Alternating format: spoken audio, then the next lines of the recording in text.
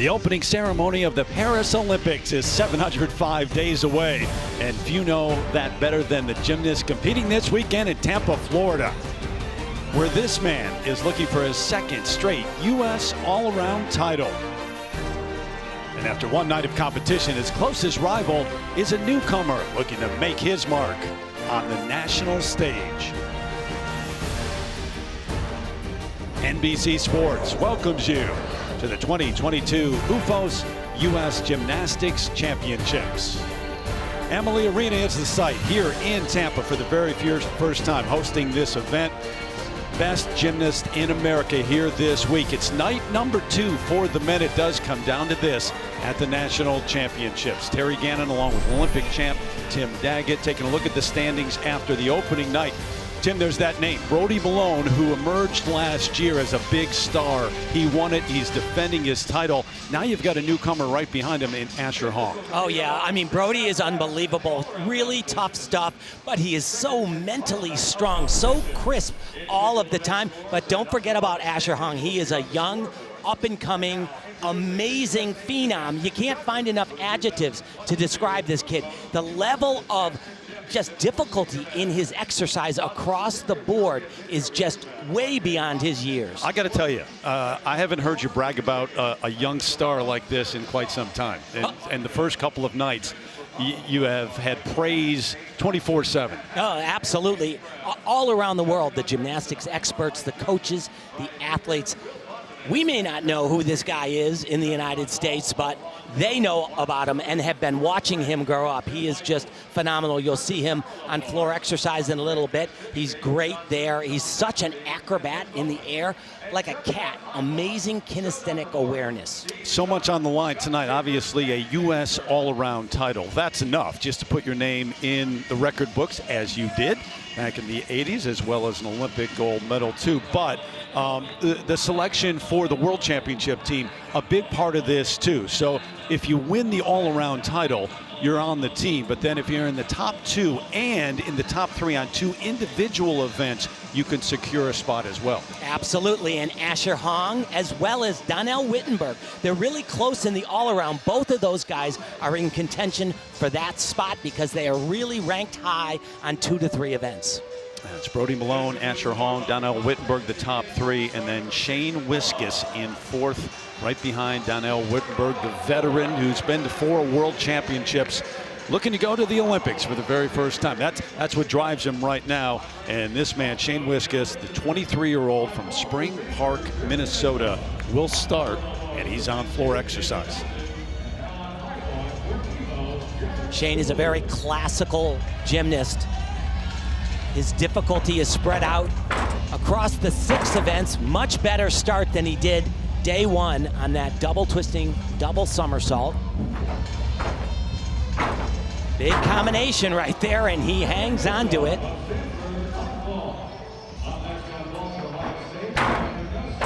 Oh boy, and that is a gigantic error. A full point off in the difficulty department, but then he loses connection potentially.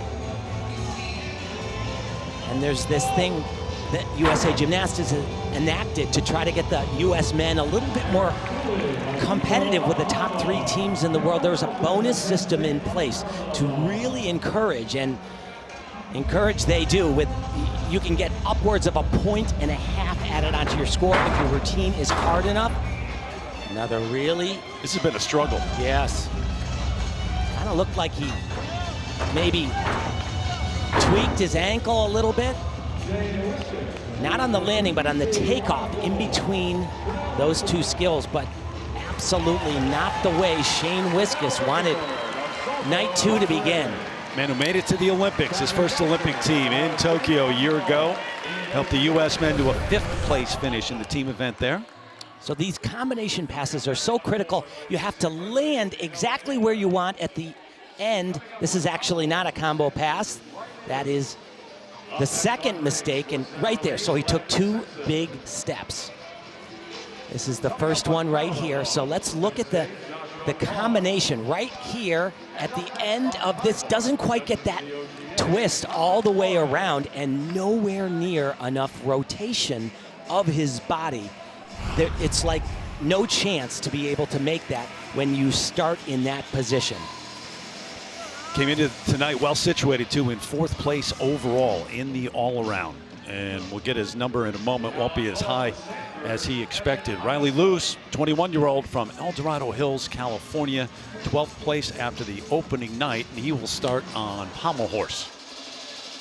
And you know, for a lot of athletes, they really don't enjoy starting on pommel horse. For me, I loved it because you're always at least holding on with one hand. But some people just get very nervous. And when they get nervous on horse, you get what's called tight. Your circle gets a little bit smaller, a little bit confined, and that is not good on pommel horse. You want to have a lot of air and a little bit of a hiccup right there as well. Seeing some nerves without a doubt right off the bat, and he clips his finger.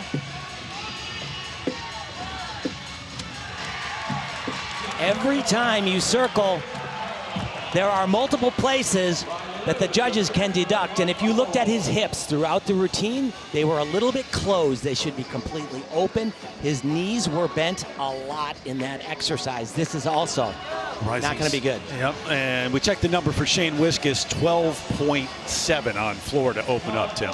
Yeah, ouch, 6.9 in execution over 3 points deduction. All right, Donnell Wittenberg, we just saw him a few moments ago, and he started on still rings. He won rings on night 1, so the best on night 1 on this event. And he is absolutely monster strong. Not only did he do some of the most challenging, difficult strength parts, but he did them so well. Look at that, that is perfectly flat. And great separation from that first skill, which is a Maltese, up to a flange. Look at it. It also opens up his hands to show the judges that he is not on the wrist of his hand at all, which makes it much easier.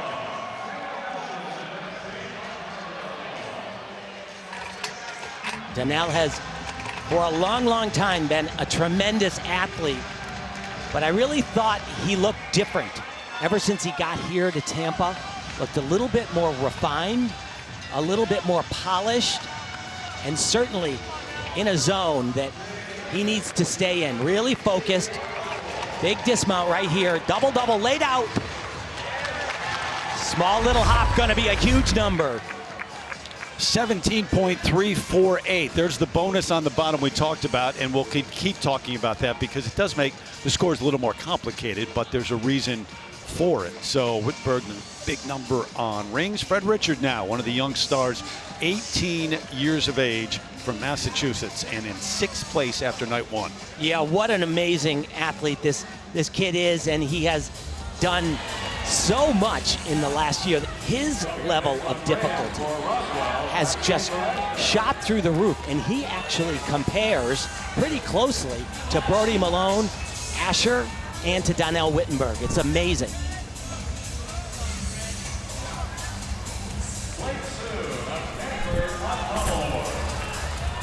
At times he can get a little bit clunky, maybe not the best form. This is really tricky. Extremely well done. Beautiful line there though. Nice release. And watch this. He will go from one end of the bar after this giant swing all the way to the other. Oh, beautiful. Tim, there are some things that just look cool. Oh. That one does. Yeah. That's what you want to do. You're a gymnast. You want to fly.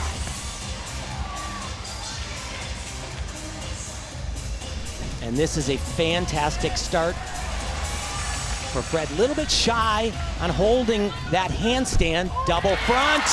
Money. Right off the bat. Gymnastics 101, fly high and stick the landing. Fred, you did. Did not take long to get that in tonight. Just getting things started at this level as a senior.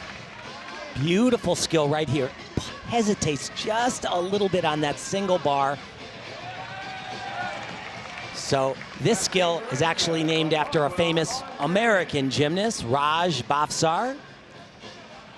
That means he did it first in a major international competition. Double front and bam! He just spots that ground, throws his feet into it. Great routine. Fred Richard, the 18-year-old from Massachusetts. Also with us, four-time U.S. all-around champ, John Roethlisberger. John, how are you? I am good, Terry. I'm down here on the floor, and you know what? I competed in this competition over a dozen times, and it is always electric, and it is electric right now. We are going to see incredible routines. Pound for pound, in my opinion, the greatest athletes in the world doing incredible gymnastics. But some things to watch for tonight. Obviously, you're going to hear a lot about Brody Malone and what he's been doing. A key routine for him to watch for tonight is high bar, one of the best in the world. He is a bronze medalist on the event. Shane Wiskus, we saw him on floor, had some trouble. That means it's even more important that he goes to one of his best, the parallel bars, and he knocks that out of the park. Donnell Wittenberg, Asher Hong, they put on a clinic on vault. They both do two of the most difficult vaults in the world, and that will be critical events for them. But I'll tell you what, the good events, hey, that is important, but for a lot of these athletes, it's how good are your weak events. So we'll be watching both tonight. It's going to be exciting. Yeah, Brody Malone just missed at the Olympics on that, then won the bronze medal on high bar at the World Championships. Time now, though, our first look tonight at Asher Hong, the 18-year-old from Tomball, Texas, to get the number from Richard, 14.705 with a bonus .105. And now Hong will start on floor. Saw him at the Winter Cup. We have had a few high-level events since the Olympics, and vault champ and the floor exercise champ here in 2022 from that. So we've gotten a glimpse at this level of Asher Hong, but really this weekend is you're getting the full effect. Yeah, you know, the Winter Cup and all of that kind of stuff, it's, you know, they're big when you're there, but nobody really goes back and looks at them and says, oh, you won the Winter Cup. It's the national championships. Every single guy in this meet, from when he was a little guy to right now, has dreamed of being national all-around champion at the U.S. Nationals. And Asher Hong was the best on night one on floor exercise. Very nice. One of those combination tumbling runs. He'll do another one right here. Oh, excuse me. Does a equally difficult double twisting, double laid out somersault. Here's the other one. Oh, baby.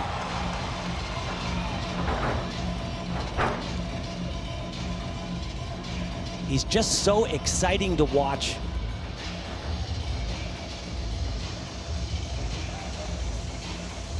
Ever since you're little in the sport of gymnastics, you're told you want to do the hardest skills that you can do, but you want to make them look easy. And Asher is a master at that.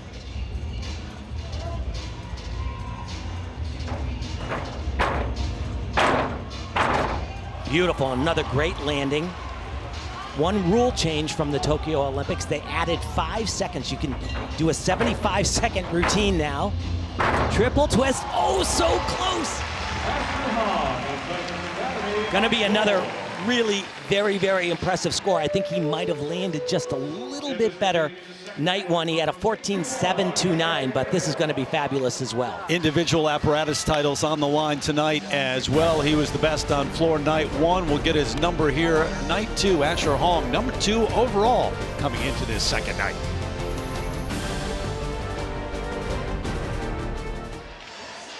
Back on night two. Place is jumping tonight, Tim. You look at the number 14.729 for Asher Hong with that bonus at the bottom. Exactly same score he got night one, so that's a great start for him. And it led on night one. So Riley Lewis for Pommel Horse, 12.9. No big mistakes, but you see that 7.6 execution score. He just got 10th to death, 10th on each circle. All right, over to high bar now. Yul Moldauer, well-known name. We watched him all last year in Tokyo at the Olympics, the 25-year-old from Colorado, and comes into night number 2 in 5th place in the all-around. And he definitely wants to improve upon that. I talked with his coach, Sasha, before the competition began, though, and he says Yul's back is bothering him a little bit, and they're going to have to make a few modifications to the routines, and there are 2 skills that really bother him. on the high bar. I'll point him out.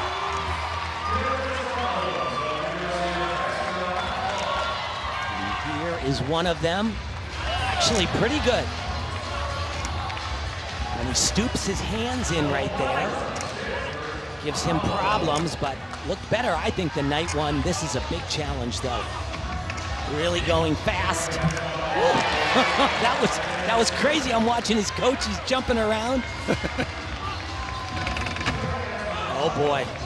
Let's see if he can. Well, he dealt with that well. He was not supposed to. He was supposed to continue over the bar. It made him do an extra half turn. Artemov, his coach, had to move the mat out of the way. You're not allowed to land on that. Not positive you're allowed to move it either. Full twisting double layout, and pretty good, pretty good. It's not Yule's best event, but he's gonna take that right there. Trying to get the crowd into it. We'll see if it'll affect the judges. So he really stresses his back on them. Just watch how much his body has to bend over. And it's not just getting into that position, it's with force. Here's the release. This one, I don't know, I was very nervous as I was watching his coach. He was nervous on it as well. Little bit of a problem right here. He was supposed to be farther from the bar and continue over in a giant. He can't do that. And so this is what messed everything up. He had to do this extra half turn, which meant he was facing the opposite way and gonna land on that big mat. 1 down, 5 to go. We get the number in a moment for you, Moldauer, but right now over to Brody Malone, our first look tonight. First rotation getting underway for the overall leader and the defending champ. And what a night he had. Day one. Got a 15.089. He said, when I looked up and I saw 15, I was like, wow, I have never done that before. A little bit tight after that very tricky element. Staying on one pommel, and this is a little bit clunky for him. He can be better. He was night one. Just clipped the horse right there. But what makes Brody so amazing is that he is able to deal with anything that's thrown at him. This has not been a good routine for him, but what a champ. He just never, ever gives up. Fighting for every 10th, as we call it. But Tim, you could tell the reaction at the end, too. Much different than night one. So he's a little tight. He should have a little bit more distance. And he clips the horse with both his feet on the leather and his knees on the pommel. You're not supposed to touch anything except for your hands. Let's go, Tay.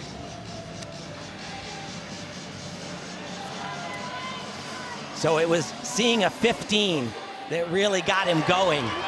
Night one, and he should not see that here. In the meantime, an even 13 for Moldauer on high bar. Yeah, better than Shout out to 5280 Oklahoma. 5280 Oklahoma. Back home. And the fans watching. Love you guys. Wow, he thanks a lot of people. You know, he's made it to the top, but he hasn't forgot the people along the way. Love it. No, you like that. Yeah, absolutely.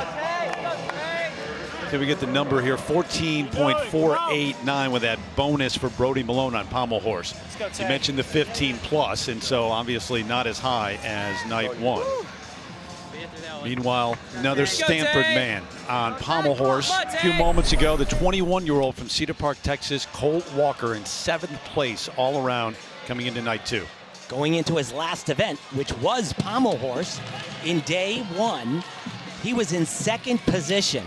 And I talked with his coach, Tom Galimi, and he said he just kind of, well, really got nervous and missed things. He said that I've never seen him miss in practice.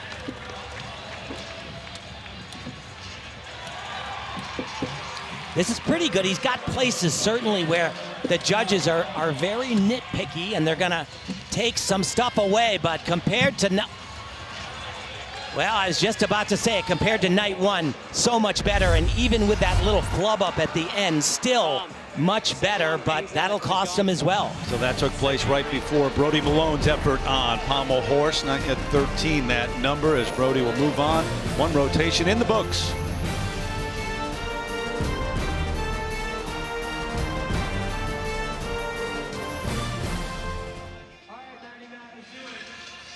Back to remind you, big drama, big dreams, and big deals. Shark Tank is on CNBC Sunday through Thursday every week, 8 o'clock Eastern. CNBC. So one rotation in the book, 7 in all, because it is cumulative. Night 1 plus night 2. So it is Brody Malone with that lead after his effort on pommel horse. Donnell Wittenberg, though, in second place. Asher Hong. We'll talk about that. That's going to be a great race. And then Fred Richard, Yul Moldauer rounding out the top 5. Glad to have you back with us, Terry Gannon, Tim Daggett. You know what this is like. It's always a great night. And to win it, and Brody Malone won it last year, and now he's established. He is the star. Everybody's looking at him, and he's not failing. He's coming through. No, absolutely. You know, you want to have great routines all the time, but what I liked seeing with that last rotation with Brody on pommel horse is he was off multiple times. He was off balance. He was a little struggling, but he was able to hold on and fight through and earn every single tenth. That's what you need from an athlete, and that's one of the reasons. Yeah, he's got the super high difficulty, but he also is so dependable. How about that race for second place? Donnell Wittenberg, Asher Hong. One is an established man who's been to the World Championships 4 times. The other, the first time at this event, one of those young stars. Well, Donnell had just a monstrous first score on still rings. And you got to remember, though, that every athlete is strong in different places. And still rings for Donnell is just, it's a huge routine. That doesn't mean that Asher doesn't have places coming up later on for vault for him. Yeah, I mean, it is going to be really tight. If both of those guys, Donnell and Asher Hong, if they pull it together tonight, it's going to be quite a race. And it is Asher Hong now. They reworked the numbers. He's in second place after 7 rotations, so that number comes in second. He was in second after the opening night, but that'll be something to follow all the way down to the end tonight. And of course, not only the national championship on the line, the all-around championship, but the individual apparatus titles and spots on the world championship team. There is a world selection camp that athletes will go to as well. Riley Luce up on still rings here, second rotation underway. It's a great event for Riley. He's actually NCAA ring champion here. Beautiful start. So hard to push yourself up when you're doing these strength connections. To the average human being, and I'm speaking as one, everything on still rings looks difficult. Just lay down in your living room right now, put your arms at the sides, and try to lift your body off the ground like that Maltese position, or this one is called a planche. Physically so strong, didn't have the best night. Day 1. Does a double twisting, double somersault.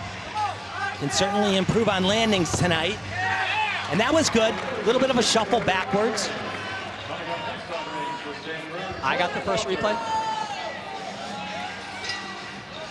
Bring in John, since he's already in. Go ahead, John. Yeah, definitely. So he did the inverted cross. Tim was very critical of many of my inverted crosses. Mine actually looked more like a coat hanger than Riley Luce's, but this is pretty good. But this is how tough these judges are. You know, from right here to right here, that's where his shoulders really need to be. So that distance right there, Tim will tell you. What do you think, Tim? 3? That's 3/10 off for sure. And you know what? Sometimes those judges are clipping away and they think, you know what? He went and landed too high also. So they take another deduction. So we welcomed in John. We're going to welcome in Zora Stevenson right now as well. How are you, Zora? Doing well. We're going to talk a little bit about Asher Hong. He trains at the same gym in Texas as Jonathan Horton did when he was competing. Of course, Horton is a 2-time Olympic medalist, 2-time U.S. all-around champion, and Horton is at that gym a good bit, so he's had the ability to watch Hong progress. He says the one thing that stands out about the young man is his balance. Horton said that guy does not have one weakness, and he said he can't even imagine where he will be when he's in his prime. Horton told Hong that he's gotten to a point where gymnastics is going to get really hard, but he encouraged him to persevere through it all. Horton says he's open with Hong because he sees where this sport can take him. Horton also described the budding star as hilarious, and that's something I did not pick up on in our conversation today. Maybe got to get to know him a little bit better before the jokes come. Tim, can you add in on that one? Absolutely, he's a jokester, no question. But all business right now.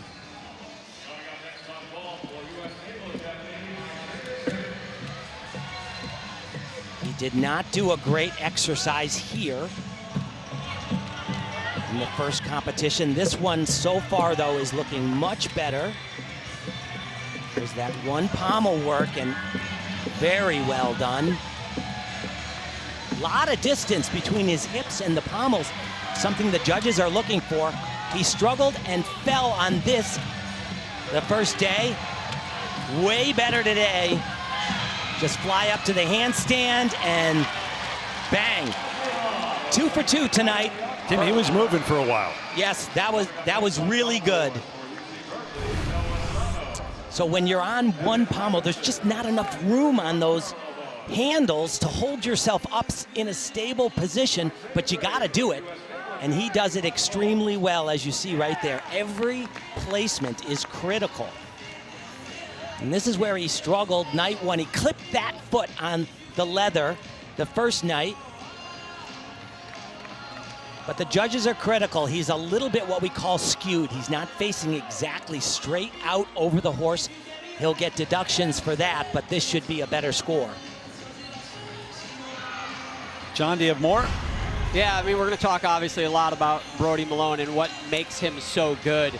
And when you compare him to, you know, Asher Hong and the top two guys after that first competition, their start values, Brody Malone had about 1/10 right there per event. So that gives him a 6/10 advantage just in difficulty. But here's the thing about Brody. He does the most difficult gymnastics, but look right here, a 0.5 point per event over the second place gymnast, Asher Hong. Now, Asher did have some falls, but that's part of the game, and that is why it's so hard to beat Brody Malone. He does the hardest gymnastics, and he never gives you an inch. He does it cleaner than anybody, and he doesn't make mistakes. He is a stud. And you were looking at those totals without the bonus, which is in play here to encourage some risk taking and more difficulty, which is the overall goal of the men's program right now.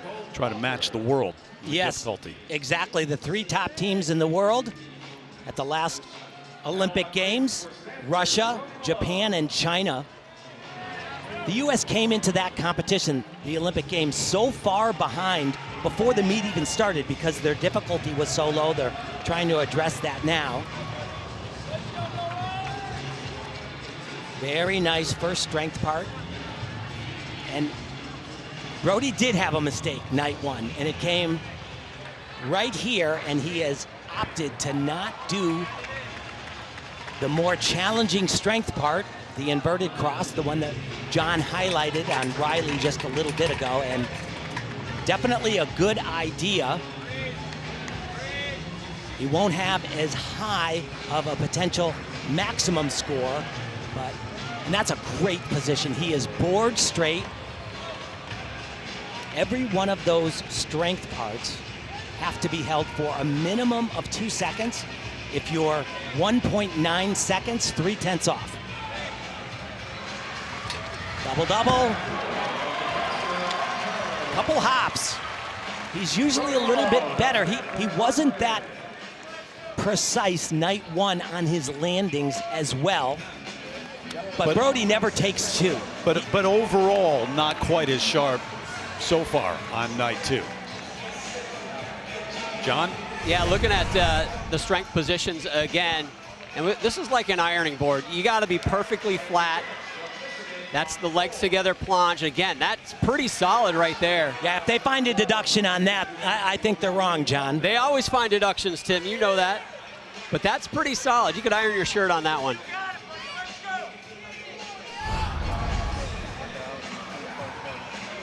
All right, so he waits for the number right now after the effort on still rings.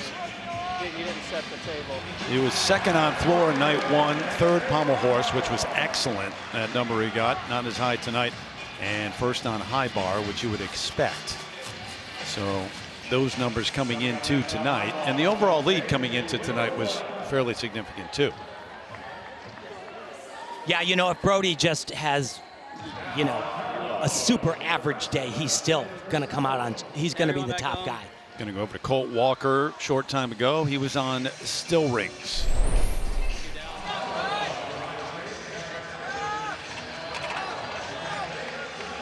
He's another guy that has just increased his difficulty so much in such a short period of time.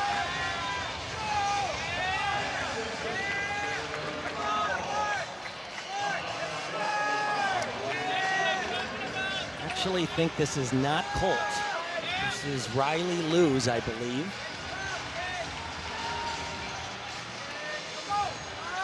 I could be wrong here. No, yes, it is Riley. It is.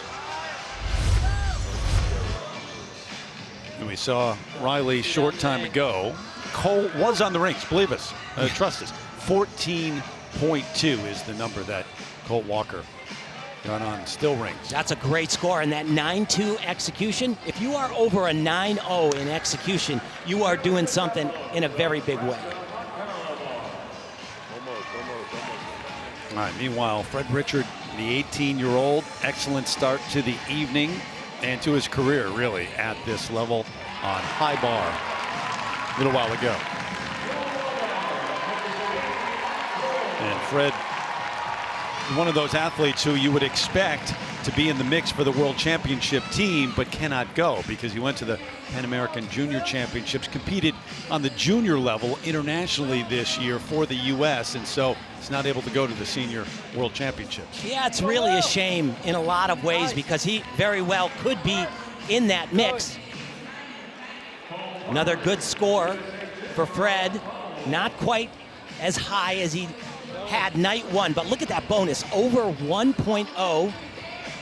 How about the number 14-2 on rings for Brody Malone? Yeah, that's a good number for him. Once again, that 8.6 on still rings, that's pretty good. So 2 rotations done tonight for Brody Malone. 8 rotations in all at the U.S. Championships.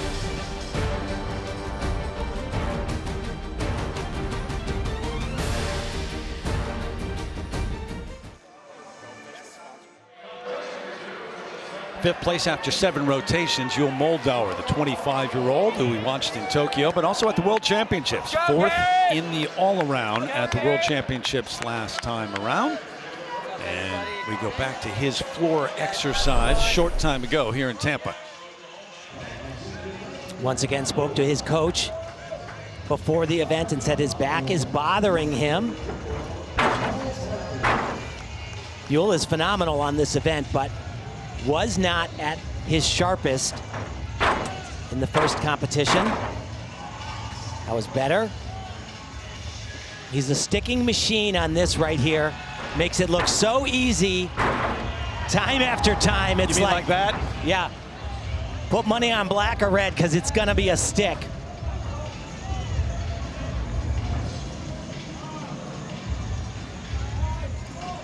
And so the element that hurt his back most in day one is after this double full, which he needs to stick because it's the easiest element in his routine. Didn't day one, but that was perfect. It's right here, and it's the part where he jumps after this, and he dealt with it extremely well. Much, much better than he did the first day.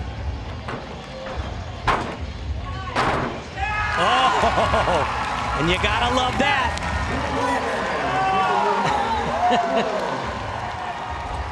Oh boy. And this is the part that he loves. He loves to get the crowd going and be in an arena where people are making some noise. 14.7 on floor exercise. A little bit more than a point better than he did night one. It's more exciting.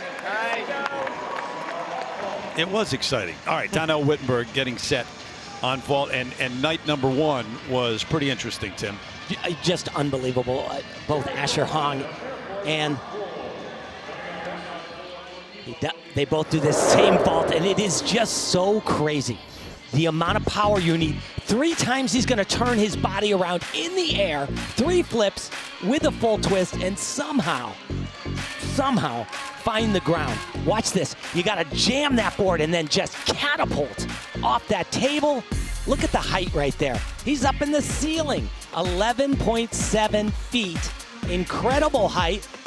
And he needs that because, like I said, flipping 3 times in the air with a full twist, somehow spot that landing and somehow contain the momentum and not sit down out of it. That freeze frame is wild, how high in the air. By the way, that ring score was lowered. His opening rotation was an input error in the computer, so looked like he had passed Asher Hong, but he's right behind him overall in the standings. Here we go on vault. And this is a very big one for Donnell. If he can do it 2 nights in a row, he'll be top 3 on 2 different events if he lands this vault. Here we go. Big push, looks good. Oh boy, you know, it was better than night 1. Had a little bit more power. Didn't have his body bent over quite as much on the landing. Just crushed that table, and he just keeps going up. Just his feet are a little bit too far underneath him. I said this the other night to you, Terry, but honestly, if anyone, when I was competing, had said someday they're going to be doing this kind of a vault, I would have said, well, you either don't understand gymnastics at all or physics, because it's impossible. And No I way. still believe it's impossible, even though 2 guys are doing it in this meet. You're watching it, you're witnessing it, and he will do a second vault. It will not count, but it will count in terms of memories. Yep. And those making selections for the World Championships and eventually the Olympics and everything else. And the reason he is doing 2 vaults is at a Worlds or an Olympic Games, to make the event finals, you have to do 2 different vaults, and they have to be different from different families. He'll do a Kasamatsu with 1.5 twist or 2.5 twists around. Very nicely done. And that's great. That's great. He's going to want to upgrade that a little bit for his second vault to be among the best in the world. Made a promise to himself to make it to the Olympics before he is done. Determined to do just that. Nice rebound off the table. Pretty good form in the air, little bit across.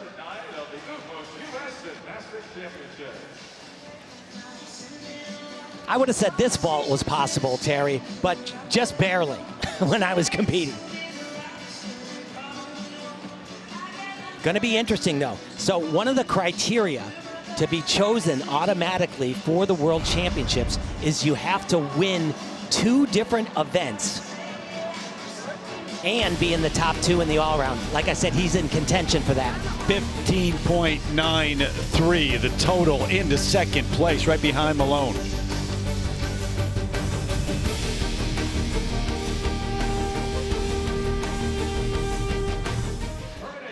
Two rotations down tonight, and 4 more in all to see who wins the U.S. All-Around Championship. Short time ago, Zora caught up with a very special guest.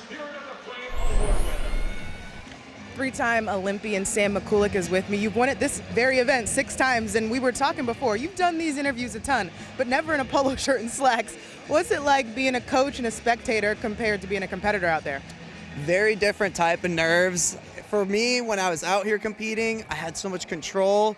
Now I just got to go trust other people and, say, hey, we've had a plan. You guys got to go execute. And I'm just so much more on edge. It's so weird. I'm tingly. I'm like, all right, my God, please pray. And then once things go well, I feel so rewarded. And so I get multiple guys that can give me rewards. And whereas before is all on me. So it's nice to be able to share the love and have a group of guys that I can say, hey, we did this together. As a coach, it's always out of your hands. You know that. I know. Who are you looking at out here aside from the guys that you're working with? I mean, I'm just excited for all of the new elite guys coming up. We've got, Fred Richard is someone that everyone's going to be watching. I love seeing Donnell Wittenberg. throwing out these big skills. He says he's getting old, but I swear he's looking better than he ever has in his entire life. And then Yule, Shane, Brody, like, you know, those are my top dogs I got right now, and I'm always looking for some new guys to hop on in there as well. Appreciate the time. No, thank you. 6-time U.S. all-around champ. It is odd to see him not competing out here. Sam McCulloch, great career for the U.S. and internationally. All right, 4th place, Fred Richard. We'll check out the standings now after a couple of rotations tonight and 8 rotations in all of 12. There's the lead for Brody Malone. It is Donnell Wittenberg now in 2nd place ahead of Asher Hong, and then Fred Richard in 4th ahead of Yule Moldau. But once again, the athletes are not rotating to the same events. They're all throughout the arena. 6 different events going on. And some events just are easier to get a bigger score, and some events are much better for you. Like this is a good one for Fred. As you can see right there, very unique mount. 2.5 twisting double somersault. Nice fight.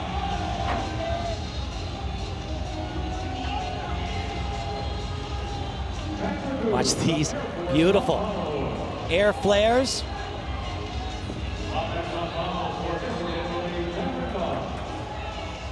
Got to do an element that is non-acrobatic, and those flares certainly fulfill that requirement.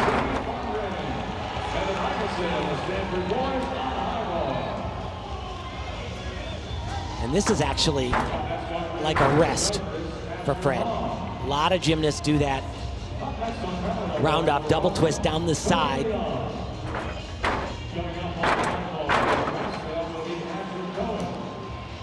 Dangerously close to toes tipping over the edge into the white line. Triple twist at the end. Big step at the end, but I'll tell you, the problem is the best guys, as I've said, there's Levon, his coach. The best guys in the world do this tough stuff, but they make it look so easy, like this right here. So very few people in the world do this. A lot of people do double twisting, double somersaults. He does an extra half turn right at the end, and he just sticks that landing perfectly. Could have had a better landing in the end. Not quite all, well, I would say that was all the way around. I thought he was a little shy, looking at it from a different angle, but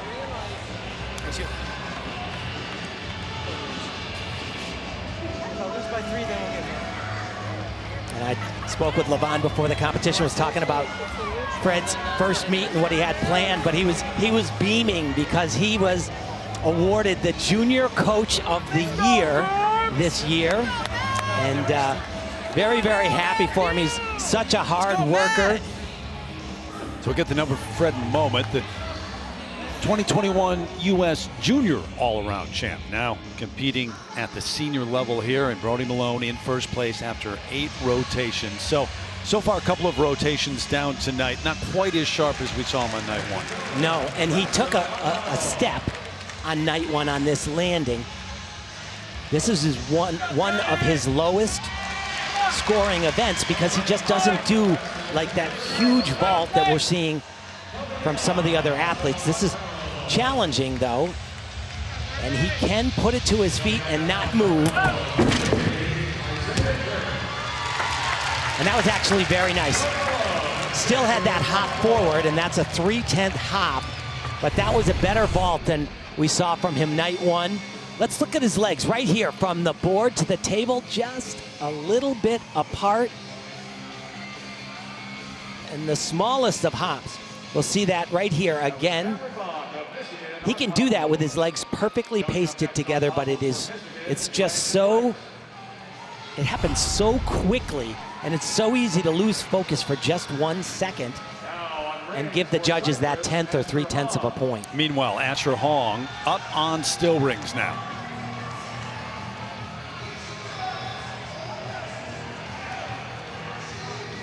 Third best on the opening night in this apparatus.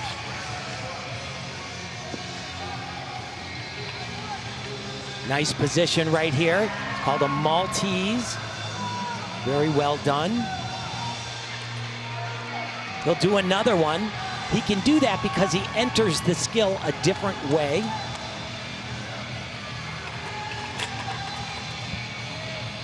And this is that skill that is so, it's really evaluated harshly. That is at least 3/10 of a point off.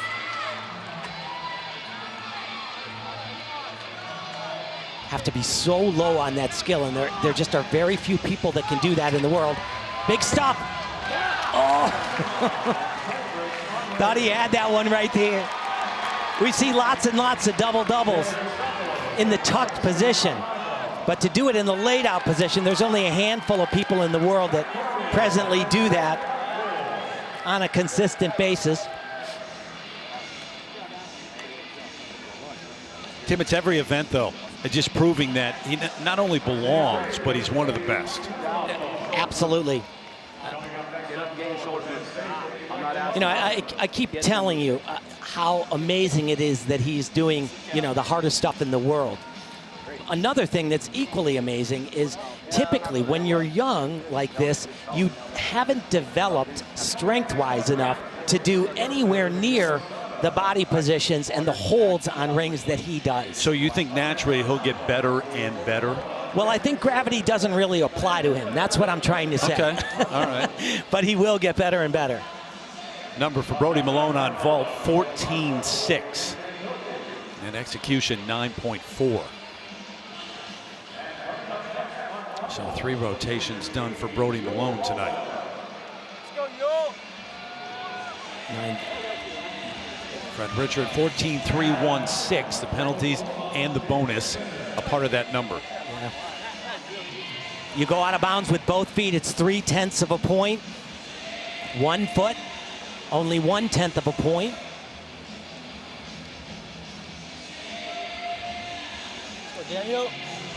He had a really rough pommel horse. So, remember what Yule told us about this position right here? Him getting prepared? Go ahead, you Yeah. got it. He goes into his safe space, does some breathing techniques, and he calls this his wolf pose. Right. Get ready to attack. But it's breathing as well. Yes, the yes. breathing technique Yep. before he starts each routine. It's a really long routine, and he has to have a great swing throughout. If he's using too much strength, it's just so hard physically. That was excellent. Better than night one, I think. And this is fabulous. This can be a giant number for Yule Moldauer. Got to fly up to the handstand. Sometimes it's difficult. Oh boy. And that is a very big error. I don't know if they're even going to call that a dismount. And that's what he's thinking. Yeah, he's wondering, isn't he? Yeah. Oh, that is such a shame.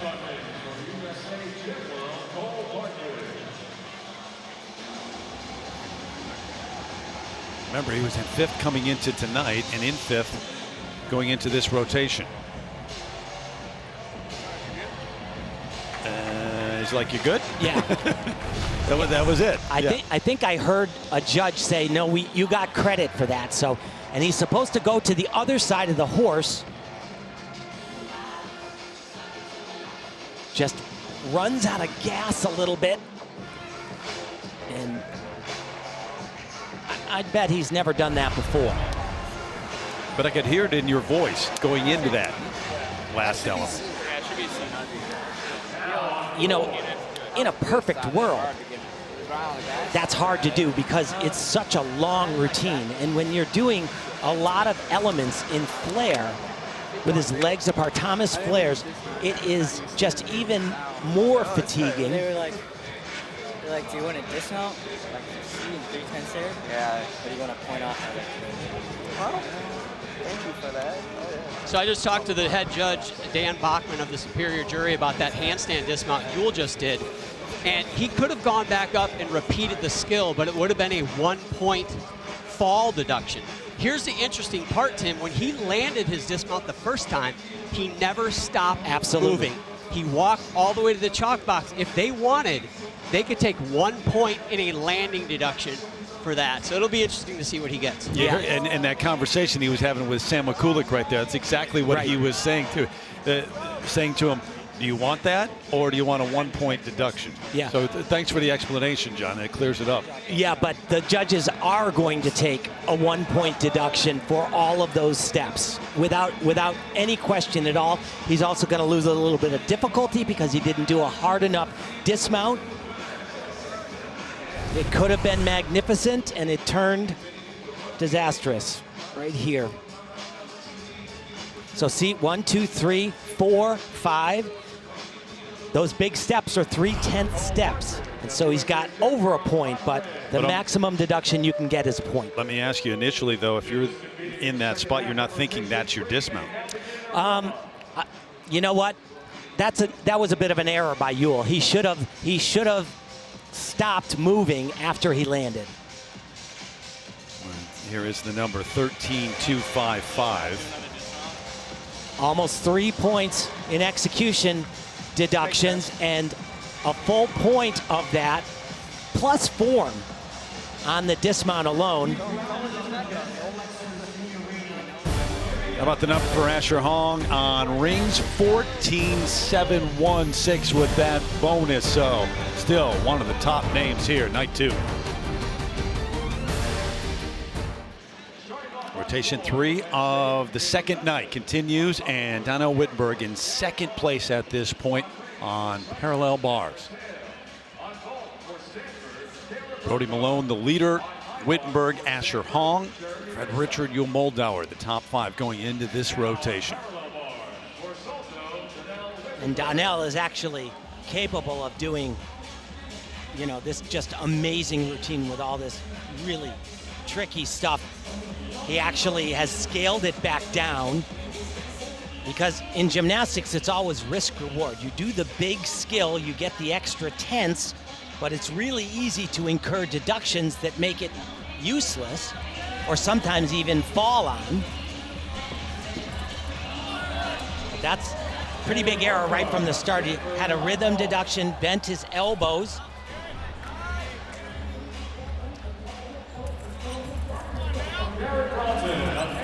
Nice underbar work.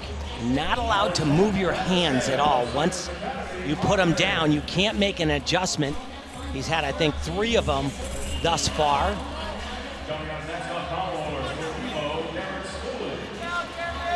Still a hard routine, but capable of more and capable of sticking that dismount like a lot of the time.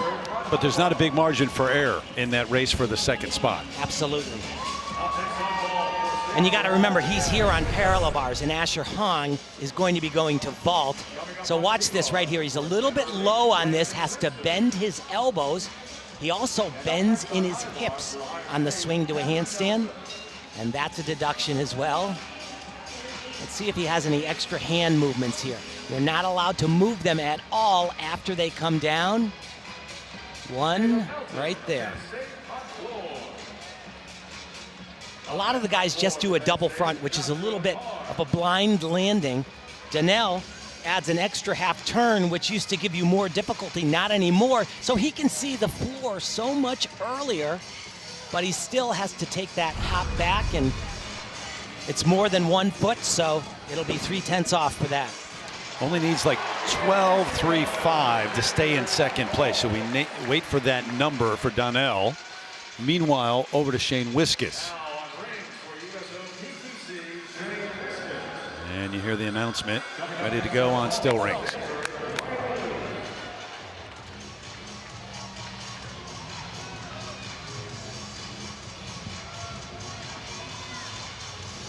Hasn't had the start he wanted to tonight. Came in 4th after night 1, currently in 7th.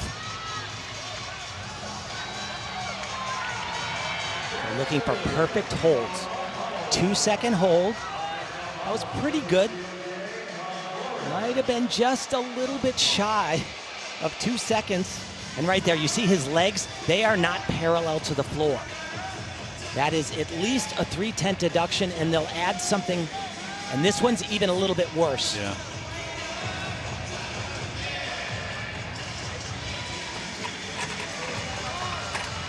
Nice swing work, though.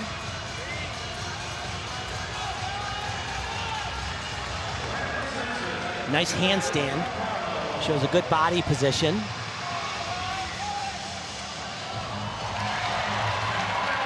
Really needs a stick here. Also does that same dismount in the tuck position, which makes it easier. Remember, tuck, double, double. And he gets the stick.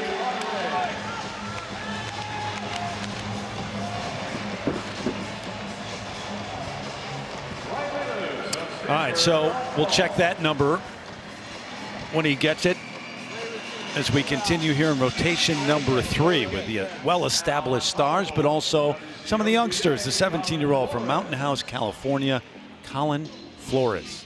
And this is great to see. You know, he's a junior gymnast, but his level of gymnastics has risen to the point that he's able to come out here early on in his career and have this experience competing against the absolute best guys in the U.S.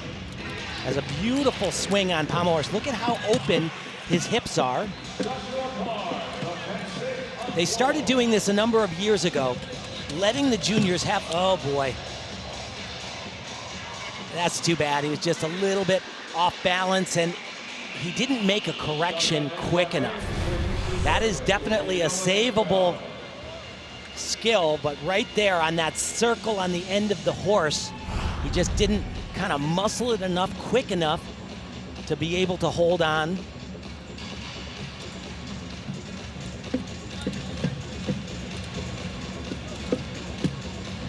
All about the experience though, and regardless, that was a good plan right there, because that could have been another pretty big deduction, but he handled it. But there was a smile on your face when I introduced him, and now there's disappointment because that was the moment right there. Yeah, absolutely, and he's upset. He'll be far more upset when he finds out it was on TV. Right, exactly. Colin, you're going to be on TV a lot for a number of years. Vince Miller, his coach. 13.75, so that is plenty. That's enough to keep Donnell Wittenberg in second place overall.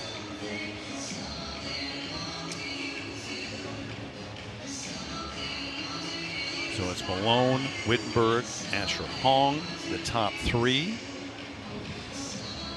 Colt Walker, saw him earlier tonight, so it continues. And a few moments ago, he was on vault. And he makes this look way too easy. This is very challenging. Handspring, Randy, 2.5 twists.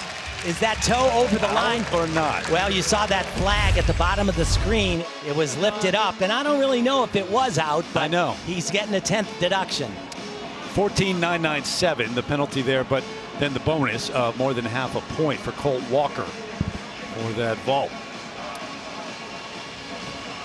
Wiskus for Rings, 13.95 into 8th place now, so he drops from 7th to 8th place. And he survived that because he was better. Night 1, his positions were better, and this is actually a slightly higher score. And the number for Colin Flores on pommel horse, 11.7 for the young teenager, junior, competing at the highest level here nationally.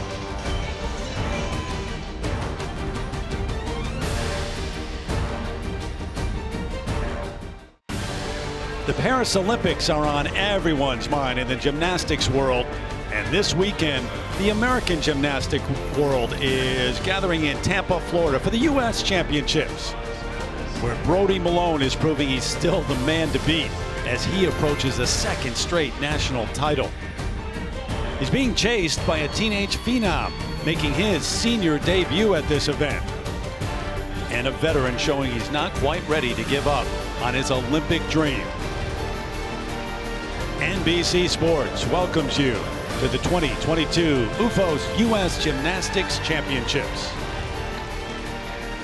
National championship on the line. Amalie Arena in Tampa, Florida, and the standings after 9 rotations. Night 1, night 2 added together the total. You get a national champ. Brody Malone won it last year. Donnell Wittenberg, Asher Hong, that fight for second place. Glad to have you with us, Terry Gannon, alongside the Olympic champ, Tim Daggett. Start with Brody Malone. Sensational a year ago, winning his first national championship and trying to back it up here, Tim. Yeah, he does some of the hardest gymnastics being done in the world, but his best quality is you can count on him. He doesn't make mistakes. And coming through here, trying to back up, go back-to-back with another national championship. It's going to be one of the best in the world. Certainly we saw him at the Olympics and is competing at that level. But the race for second place, Donnell Wittenberg along with Asher Hong, who is an 18-year-old who we're seeing at this event for the very first time. Yeah, he's a daredevil. Both of them are, but Donnell has his best events out of the way already. Asher still has some big scoring events to come. It's going to be a tight race. We've watched Donnell Wittenberg through the years, 4 world championships for him, trying to get to the Olympics for the first time. Asher Hong, though, I haven't heard you this excited about a young phenom in quite some time. Oh, he's absolutely amazing, and you'll see it right here on his next event. He does the same vault that Donnell did. It's called a risaeguan, and it's called that because this athlete who's an Olympic champion from North Korea was the first person that thought, you know what, it's possible to do this vault. So much to get done in one piece of air. It's 3 times around, 3 flips, but the thing that makes it just outrageous is he adds a full twist to it.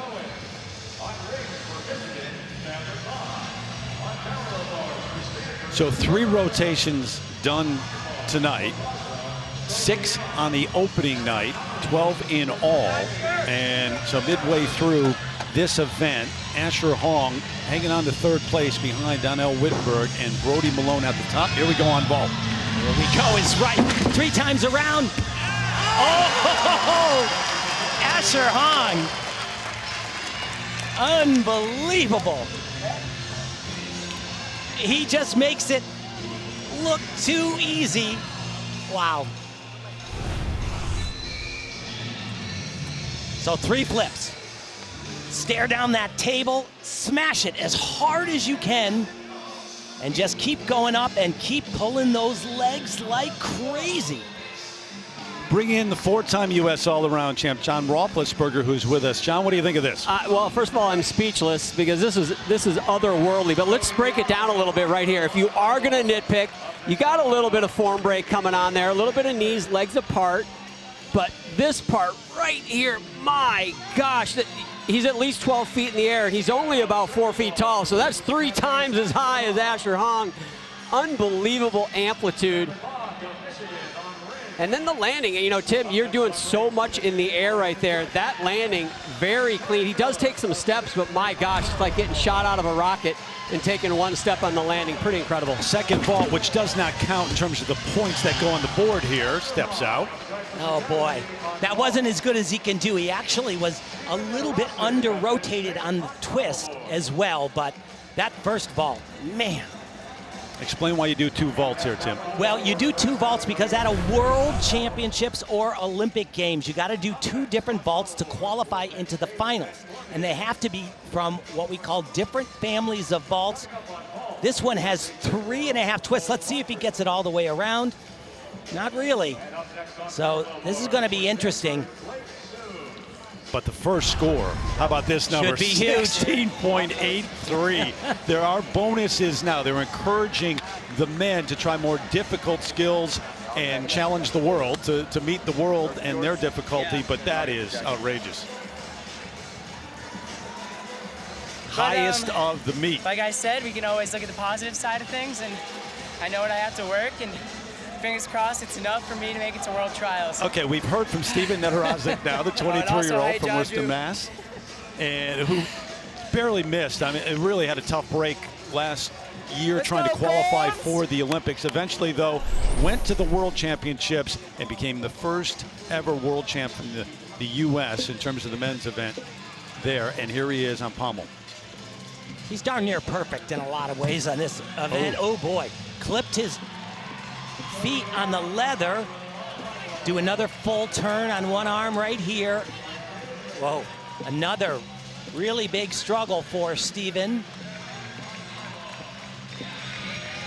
Has been dealing with some wrist issues and also some problems with his elbows, but has just kept chipping away.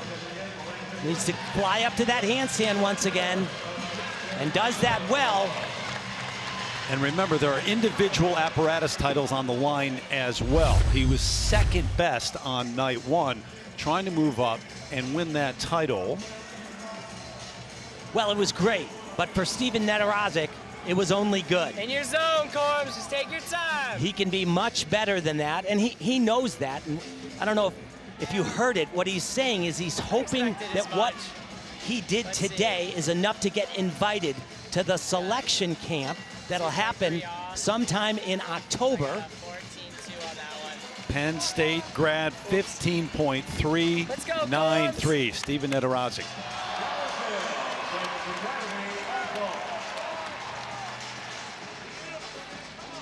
Come on now, man. Let it swing.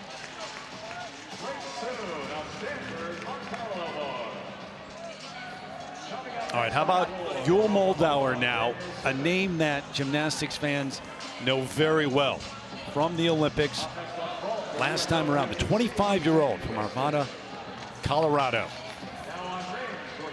And Moldauer in 5th place heading into this rotation. And about 7 years ago, Yul Moldauer was the first Asher Hong. He was a phenom just like him, doing just this outrageous stuff. Rings all about body positions and holds. That's a new element for Yul. And this right here, also a little bit new. Very well done.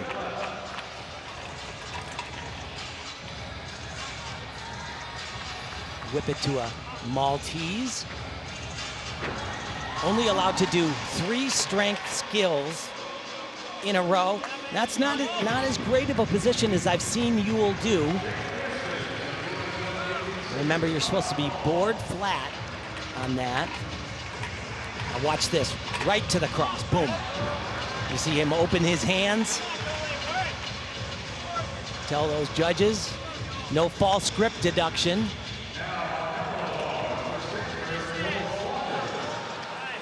Yul looks a little bit tired here, to be perfectly honest. Double-double.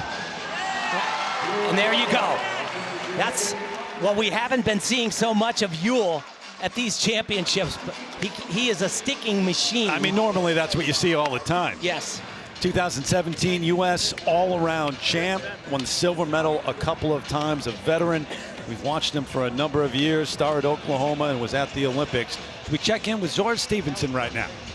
Well, we're going to talk about Brody Malone, a guy from Georgia who as a kid was involved in competitive rodeo. He followed the footsteps of his parents before devoting most of his time to gymnastics. Now, no matter where Brody goes, he never loses those Southern roots. When you talk to him, he will always address you as sir or madam.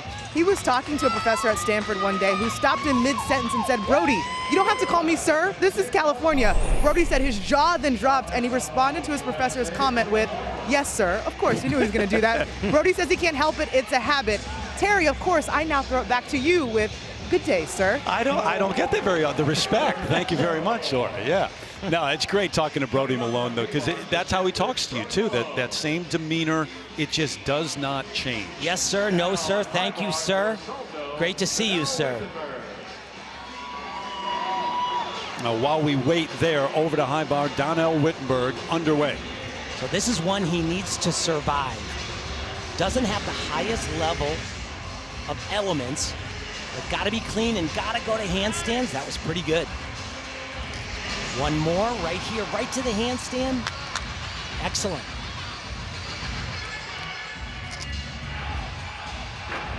His first release, little bit clunky, had to bend his elbows. Can't bend your knees in gymnastics, can't bend your elbows. They won't let you do anything out here.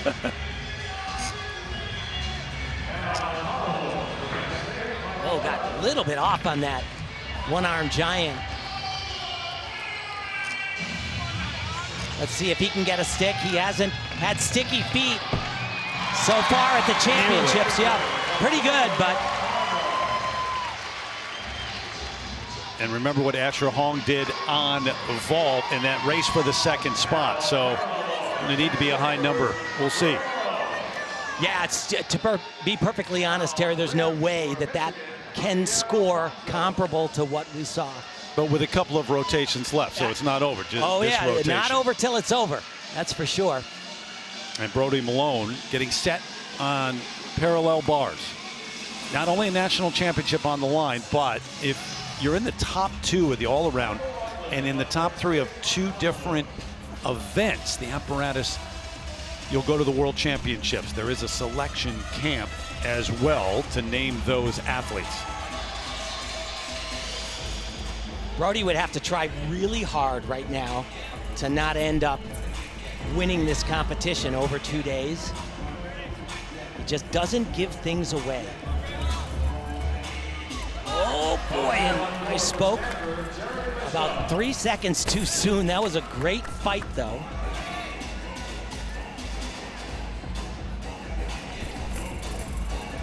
I was on the floor the other day when Brody was preparing for the event, and with John Roethlisberger, actually, I think we saw him miss that skill, I don't know, 5-6 times in a row, able to hold on to that one. Let's see about the dismount. Double front. Another hop. You don't want the hop. No, you don't want the hop. Yeah, yeah. And that's a 0.3 of a point hop. And you do that 4 times in an event, that's almost a 1.5 off of your total score. So he'll get the number.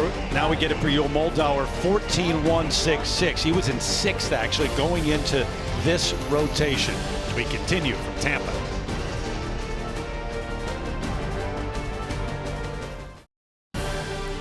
The 2022 OOFOS U.S. Gymnastics Championships are brought to you by Prevagen. Prevagen is the #1 pharmacist recommended memory support brand. By Angie. Angie's List is now Angie for home projects big and small. Get the Angie app today. And by OOFOS Recovery Footwear. Feel the O. It's been warm here in Tampa. Amalie Arena, where the action is this weekend. 14.871 parallel bars for Brody Malone. What do you think, Tim? Yeah, good, but he had a pretty big error in the middle of that routine. Broke his shoulder angle, made an adjustment with his body, but once again, you can always count on him to not completely falter and come off the equipment. A leader now on the U.S. team after breaking through last year. Donnell Wittenberg for high bar, 13.1. Yeah, and you know, that's actually a good score for Donnell on high bar. It really is. It does drop him into 3rd behind Asher Hong. Brody Malone still the leader.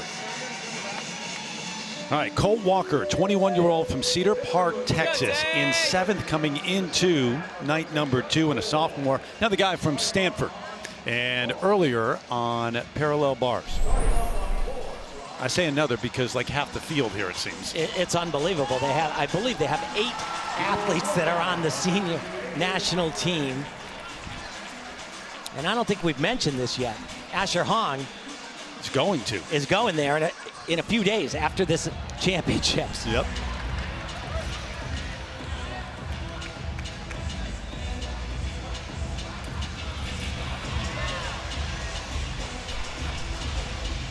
Oh boy. He laid that one out there. That giant full spin called a giant Diamondov, and he didn't quite have enough speed, didn't have a good enough kick through the bottom to have his body moving up and down a little bit quicker, faster.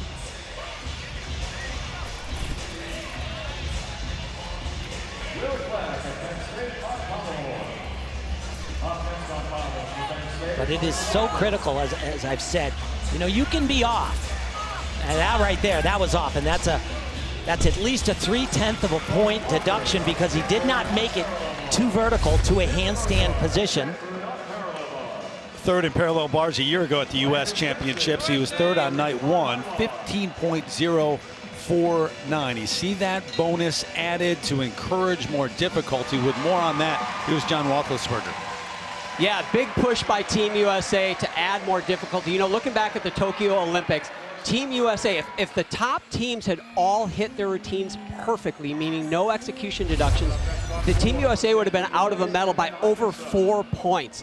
And that is what they need to add. They need to add difficulty. The high performance director, Brett McClure, told me before the competition, he said, John, we are tired of going and hitting. We could go and hit our routines as they are right now and get 5th, or we could take some chances, take some risks, add difficulty, and give ourselves a chance at a medal. Because right now, they don't. As you see, the top teams in the world, they are behind 3rd place, actually, by over 5 points. So that is why the big push for difficulty. Without it, they don't got a shot. So you might as well take a chance. You agree with that, Tim? No, I absolutely agree with that. It gets a little easier for Team USA at these Worlds because Russia will not be allowed to compete. They had to compete at the European Championships to earn a spot, and they were not allowed to travel there. And project ahead, you can earn a spot as a country at the World Championships when you look ahead to the Olympics. Absolutely, and that is what Brett McClure really wants to do. They want to be in the top 3. They're capable of doing that. The British men are the next best team out there, and they've been actually really good this summer at different competitions. Another member of the national championship team from Stanford, Ian Lasik-Ellis, 19-year-old from Massachusetts, parallel bars. Beautiful underbar skill. That's called a peach basket to a handstand. A little bit off here.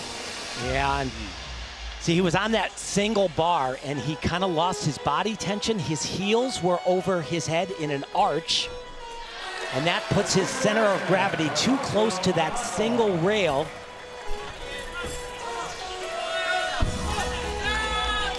His dismount, double front, pulls it back together, but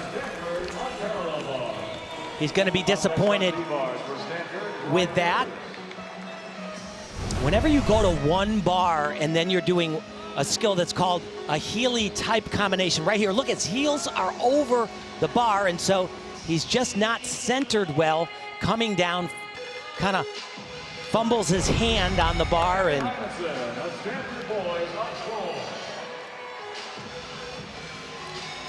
so we'll take it from there over the pommel horse. Another young star. You know about Asher Hong, the 18-year-old. How about Fred Richard from Massachusetts in 6th coming into day 2? Certainly in the mix, and certainly a name that you will continue to hear a lot from. Went to the Pan American Junior Championships and won the all-around there. The only problem with that is he can't go to the Senior World Championship. Because he did it in the same year. You can't be a junior and a senior in the same year. That's a relatively new rule, and it wasn't all that clear, to be honest. I believe he went to Brazil and competed at those championships, not knowing that that would make him ineligible for the World Championships. But, you know, I talked to him about it. I said, are you angry? Are you frustrated? He said, mostly frustrated, but he said there was good in it too. He went to the Pan Ams, he won the all-around, and he won a boatload of medals and, you know, got a lot of recognition, and everybody throughout the gymnastics community saw this, and, you know, that's good for him too. Big following on TikTok, post videos there, started that during the pandemic, and big expectations coming in here. He told us, look, success means top 3. That's huge. Yeah, that's confident. It's not cockiness, it's confident, because he can back it up, but just outside of the top 3 coming into this rotation. But he had a really rough day 1 on pommel horse. Came off a couple of times. Looks a little more open on his swing to me today. Beautiful, traveling the horse in flare and doing what's called a spindle, turning your body the opposite way you're circling. And he can do this right now. Just there he does, he holds on. Oh boy, that was close though. You can hear it in your voice to the very end. Oh my gosh. I gave his coach, Levon Karakian, a lot of guff about him coming off the horse twice. He says, you think I didn't see? I'm watching the same thing, yeah. Boy, they love it. That's great. Ian Lasik-Ellis on parallel bars, 12-9. Saw some of the problems that he had there. So under 13 as we continue here. OOFOS U.S. Gymnastics Championships.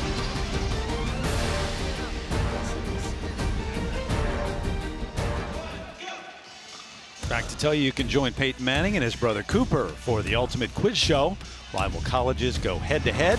Capital One College Bowl premieres Friday, September 9th at 8, 7 Central on NBC and Peacock. A couple of rotations still left, but in that last one, Fred Richard, 14.599. That's the number with that bonus added in on Pommel Horse. 2 points better than day one. Yep. Brody Malone still the lead. Asher Hong, Donnell Wittenberg. So that's your top three, and Fred Richard just outside of that top three as we join Zora right now, who is with Nastia Lukin. Well, Nastia, you're here to preview the final day of the women's competition. After day one, Shilese Jones is in the lead. What did you think of her performances? Oh my gosh, the entire competition, she was just absolutely in a different presence. You know, she competed here at the National Championships last year, and there was just a presence about her that she felt like she belonged. Not that she didn't belong last year, but it was the confidence, and it was just the performance, and the gymnastics as well was just incredible. You want to talk about performances. Connor McLean on that balance beam. What did you see? Well, I saw a great balance beam routine, but really all around, she did not compete here at the National Championships last year and also was not at the qualifying event for the National Championships due to injuries. So she has had a lot of obstacles. She really impressed me. Now let's bring in the Olympians. Jade Carey, Jordan Childs. I saw confidence. What'd you see?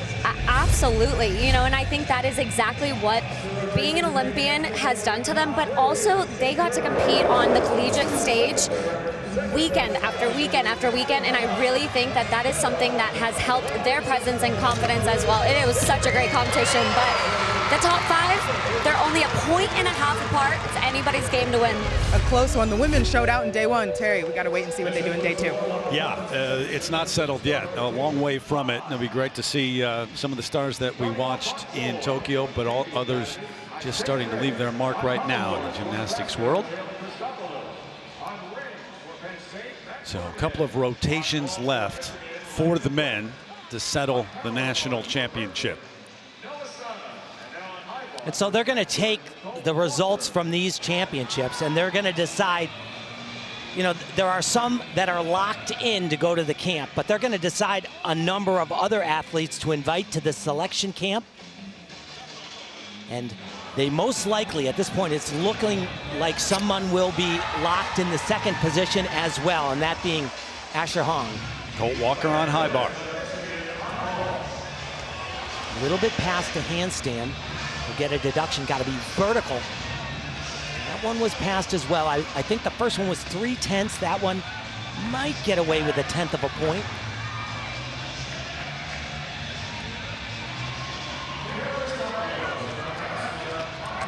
Another release right here. Nicely done. I'll tell you, this young man, he does not lack power on any event. Just a very physical athlete. Double-double laid out. Hop forward. Good to see him fight for that. If you hop forward once, you take another step on top of it, it goes from 3/10 to possibly 6/10.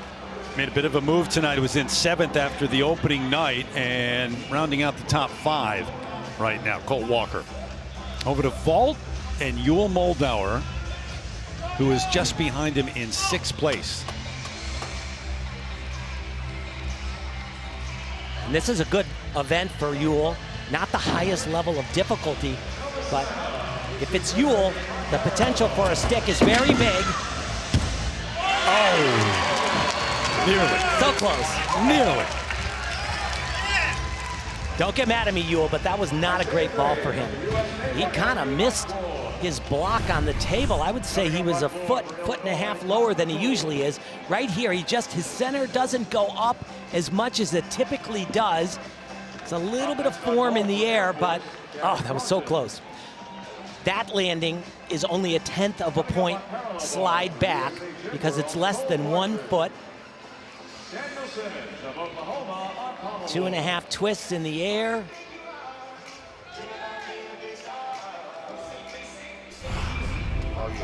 5 down, 1 to go. Time to let it all out. And then awards. Hey, what, you want my Thanks job? for tuning in. We're wrapping up here. I think he's been talking to Sam McCulloch. That was his theme throughout the Olympics. Sam is in the building tonight, 6-time U.S. all-around champ. Love you guys. You're still talking, by the way. All right, over to Brody Malone on high bar. Heartbreak in the high bar at the Olympics. Came within, what, a third of a point of medaling, but then went to the World Championships and won the bronze medal on this apparatus. If he had avoided the mistake in Tokyo that he inevitably had, I think he was in the running to not just win a medal, but at least a silver, if not gold. 2 huge releases right here. Got to grab the bar. Gorgeous, keeps great form. Another one in the tucked position. But this is really exciting. 3 releases in a row. If he does it all right. Oh, wow. So much more than all right. How about fabulous? Wow. This is the skill, and that is exactly what he did at the Olympic Games right there. He shot out early, right to a handstand, so it was almost great, but in all actuality, it cost him a medal in Tokyo, and it'll cost him quite a bit here as well. And Tim, he's still talking about that. When he talks to he said the Olympics just left a bad taste because of that. And until he gets back to the Olympics and takes care of that, he stays up at night. Oh, yeah, he'll think about that, for the rest of his life, or at least until he gets to go to another Olympic Games and have a chance. But this is about as well as it can be done. So challenging. This is actually the second release skill he did. Double backflip with a full twist in the tucked position. And then look at the height. He just flies. And Tim, this part right here, the part that's devastating about his error is when he goes the wrong way on this skill right there, he gets no credit for that skill. It is a non-existent skill, no value. So he loses the value of that skill. So it goes down to the next skill plus a 3/10 deduction.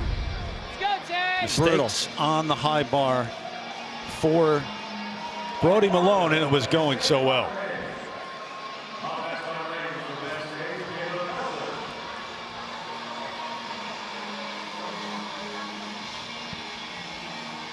Colt Walker, the number 13.8. That execution 8.4 on high bar. Let's go, Tay! Yeah, all he can ask for, absolutely. Own it, kid!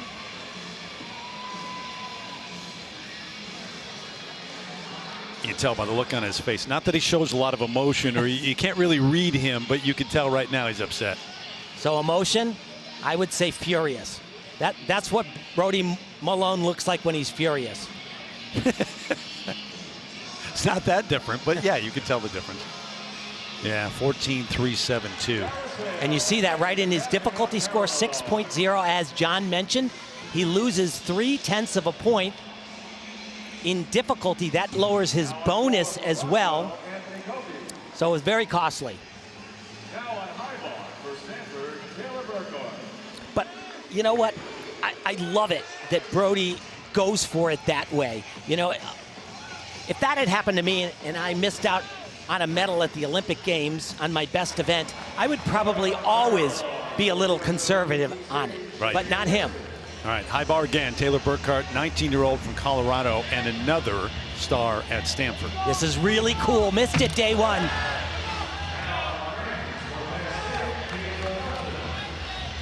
Don't see that element often at all. This is also exciting stuff. And one more, really good.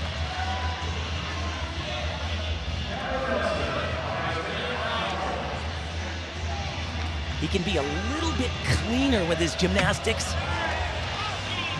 But this routine is jam-packed with really challenging stuff after challenging element. Dismount, double laid out. Small little slide on the landing. He will take that.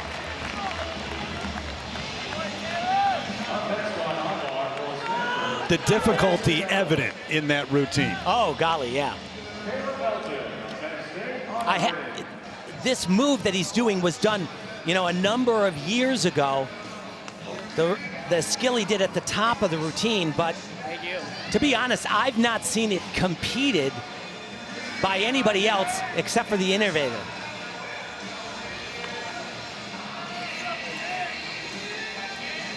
Nod of the head you saw in the background from Tim Daggett as we join John again. Yeah, so a lot of talk about the World Championship team later this fall. You guys have been mentioning it throughout the competition. You know, we love predictions in our sport, right? I'm going to give you my predictions right now. A little bit of low-hanging fruit because I'm going to go with the top 5 all-arounders from night 1, and that's what you see on the left side of the screen right there. You're going to have Brody. My opinion, Asher's going to get that automatic bid. It looks very likely. Then I'm going to go with those next 3 guys. The team needs to have 3 strong routines on every event. This team on the left, a little weak on pommel horse, so I think the selection committee will look at a Steven Netarasic or a pommel horse specialist maybe to fill that void.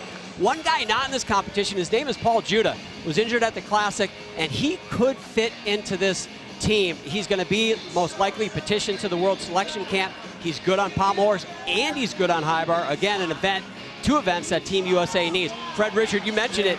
He's not eligible, but for a while there, Tim, he was threatening for one of those top 2 spots, and that would have knocked out a potential automatic bid for Asher as well. So he's going to have to wait for 2023, but it's going to be an exciting world. Paul Judah, not bad in terms of the NCAA. He's the all-around champ. Oh, yeah, he's fantastic gymnast, has a really bright future as well. But the only place I disagree with you, John, is I wouldn't have had in the mix for Paul Judah. He'd be on the team already if I'm picking today. All right, slight disagreement there. Judah, by the way, beat Brody Malone for that all-around title in the NCAA. And Donnell Wittenberg now getting set in 3rd. He was in 2nd in that last rotation. Asher hung the number that he posted on vault, getting ahead of Donnell. Over the floor. They call him Don Don, and he can be great on this event.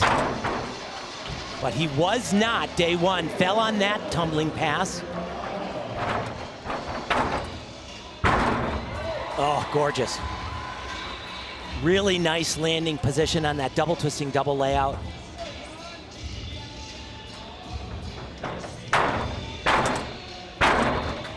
Very good. Double twist into a double pike. You get extra bonus points for connecting those 2 elements.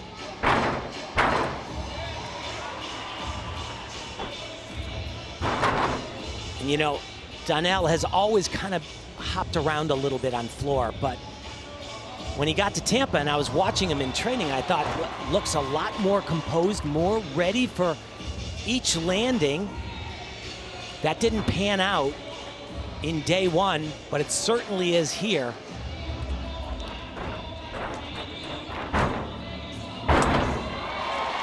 Double twisting, double somersault, and this is where he had his 2nd mistake, night 1. You're exhausted after doing all of this tumbling. This is a full twisting, double back, money. Just a small little hop, but big time gymnastics from Donnell Wittenberg. He knows it too, so does the crowd.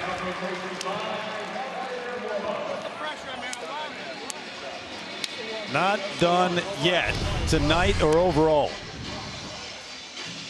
This was tremendous. Like I said, put his hands down on this in day 1. Look at the height, spot in the ground right now. And let's look. That's not a foot, that's only a 10th, judges. Don't you dare take 3. Jim has told you now. Be careful, judges. So we get that number as we continue here at the National Championships from Tampa.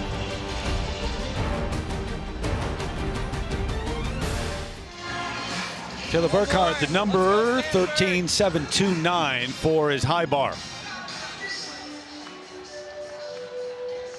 Teammates not paying attention. Donnell Wittenberg, though, 15.695, Tim. Unbelievable. Wow. Almost 3 full points better than he did night 1. Wow. So that race for 2nd, awfully close. Parallel bars. A few moments ago, Shane Wiskus, the 23-year-old from Spring Park, Minnesota. I think this is Shane's best event. He's most stable here. Very, very calm looking on P-bars, but extra hand placement there.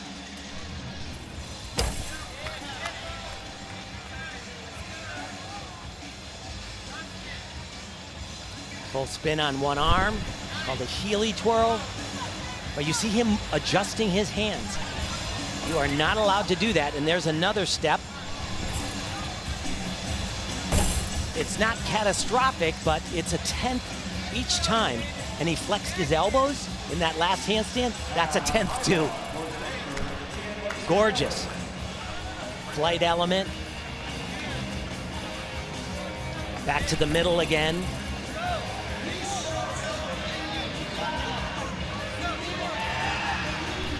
Very clean exercise, except for the little hand placements. Hop right there on the landing, but a very strong routine for Shane right there, absolutely. Yeah, and above 15, so that execution 8.5. Again, the bonus is added in. It's part of that number, trying to encourage guys to try more difficult routines. Well, we've been marveling at Asher Hong, the 18-year-old from Texas, all night. Earlier, John Roethlisberger spoke to his coach, Tom Meadows, who's coached a number of Olympians, where Asher fits in.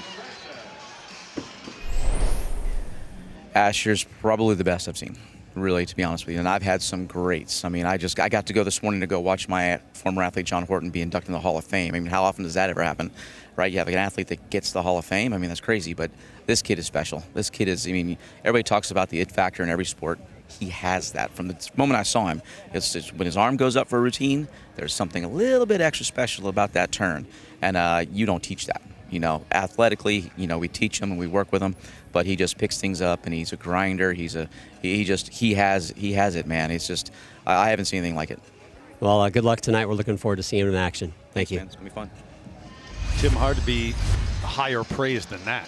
Yeah, and you know, Tom gets a little bit reserved when he's on camera, but I talked to him about it a little bit throughout the meet as well, and he's a little more exuberant, and just because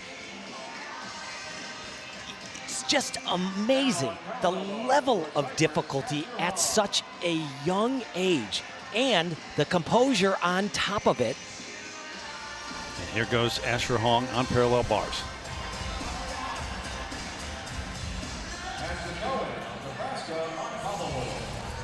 Nice peach basket to handstand. Here we go. He can fly. Oh. When gymnasts float in gymnastics, men or women, it's just magical looking. And Asher can do that a lot. Little bit of an adjustment right there. He'll get a 10th off for that.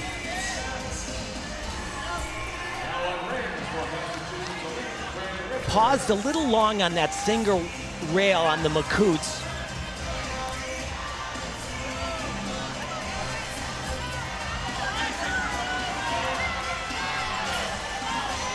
Double front, half twist, and bam. Bam, that's a technical term. It absolutely is. Wham, bam. What a jam. That was spectacular there, Asher Hong. It would need a 13.367 to stay ahead of Donnell Wittenberg in second place overall. Little bit of an issue right there. You see that little tiny thing? Can you believe those judges deduct for that? They do. How rude. And this right here, he paused in that handstand, like I said. Lots of power on this front uprise, gets up in the air very well, and he is looking at the ground. Half the time he's in the air on that, and it is perfect. Never moved.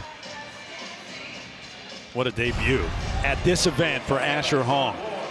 Had a sense of it coming into the opening night, backed it up, and now. Water, food, last one. What do we always say?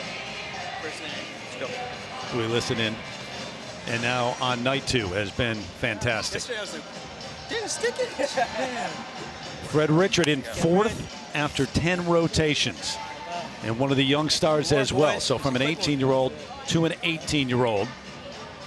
And this rotation short time ago on still rings. We've said that Asher is going to Stanford in a few days, Same is true for this young man. However, he's going to the University of Michigan, traveling up to Ann Arbor. Boston area native who followed his sister into gymnastics. I'm from Massachusetts as well, and I coached for a long, long time, and I've had the pleasure to watch a lot of these young men grow up in the sport of gymnastics, and you know, he's another marvel, without question. A little bit of a struggle in that handstand. Probably lose up to 0.3 of a point for that. Ring's not his best event, but he's really great at that too. The double-double. U.S. Junior all-around champ in 2021. 13.45. That execution 8.45 on rings for Fred.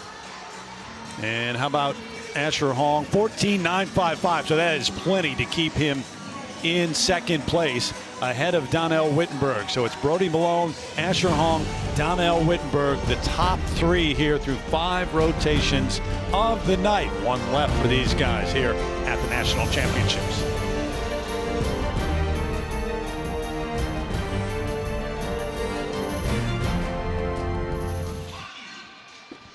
Back to remind you, you can see the world's top track athletes in action as the Diamond League season continues in Brussels. Comes your way September 3rd on NBC. Great athletes here in Tampa as well. The men with 1 rotation left here to decide the national championship. Brody Malone, in terms of the all-around, that lead 1.314 over Asher Hong. Donnell Wittenberg about 1.6 points behind Asher Hong. Brody Malone, terrific, no doubt about it, but the lead not as significant as it was coming into the night. Yeah, he had Asher by more than 3 points night one, and this young man has been just a machine. We are not jinxing, I'm not jinxing him here, but his weakest event of the evening, day one, was high bar. He had a fall on an element that is very, very tricky for anybody. So he'll be on high bar in this last rotation, and Donnell Wittenberg will be on pommel horse. Brody Malone will start things off on floor exercise. You could tell how upset he was after that mistake on high bar. Yeah. And how perfect he expects to be. And this man rededicated that focus here at the national championships. Donnell Wittenberg did, to get to the Olympics for the first time. So Malone will be on floor. Donnell Wittenberg in third. Yeah, it's amazing. I really had thought that Donnell's career was over. He had said he was going to retire after the Tokyo Olympic Games, and he said, I guess I'll hold on, see if I can make a world team. He did make that world team, traveled to Japan. Didn't have the meet there that he was hoping for. But had another athlete there as a friend, kind of talked things over, and it spurred him on. It motivated him to keep going. Yeah, because they both have the same thing that they've never accomplished. Both of them had done, Kashmir Schmidt from the Netherlands has done so much as a gymnast as well as has Donnell, but they haven't gone to the Olympics. Yeah, Tim, I would agree with you. I think what Donnell's done at this competition is probably my biggest surprise. I haven't seen a lot of Asher Hong. You've probably seen more of him. Both of those guys, in my opinion, regardless of who's second and who's third here, they're on the world team in my book. If they keep doing what they've been doing, I think they're going to be world team members later this year. But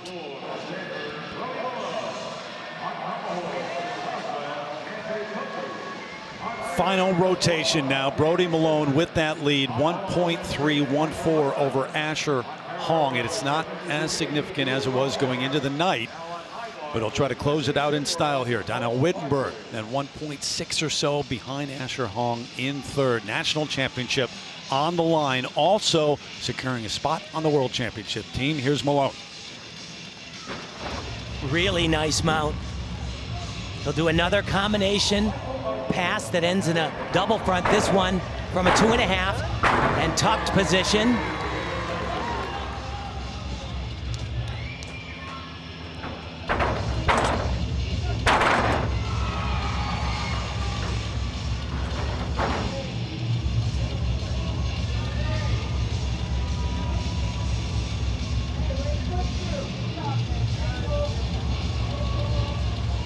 Very nice press to handstand, super low. It's exactly what the judges are looking for.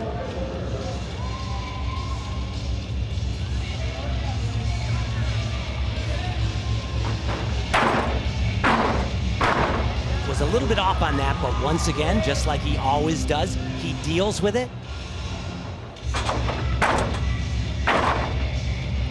There's a hop that he shouldn't have taken, but I'll tell you what, Brody, I hope you like the Beatles, because you are going to Worlds in Liverpool.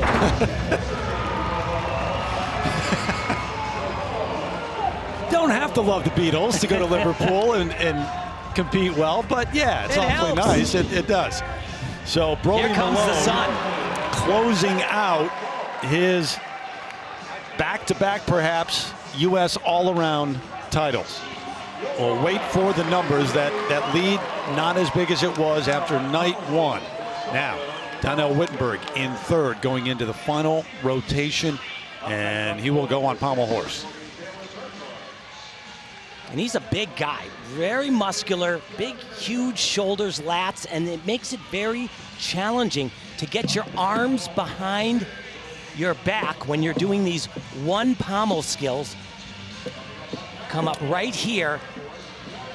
But he's a little better on this than you would ever think if you saw him and you said, how's this guy gonna be on horse? I've always marveled at how he's been able to deal with it.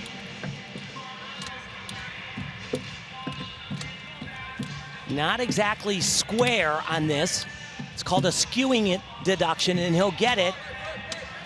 But wow, what a great routine for Donnell Wittenberg. No doubt happy that he has decided to continue competition. I'm happy for him as well. You know, he's had a lot of injuries throughout his career. He's dealt with a lot of adversity. 28-year-old from Baltimore who said, I just need consistency now, not heroics, just be consistent at all six. And as I get older, I get more strategic. I've had to be, and he certainly has been here in Tampa. And he showed it without question. All right, the number for Brody Malone, floor exercise, 15.116, Tim. Excellent, you know, could have been a little bit better on some of the landings, but it's a big, big number.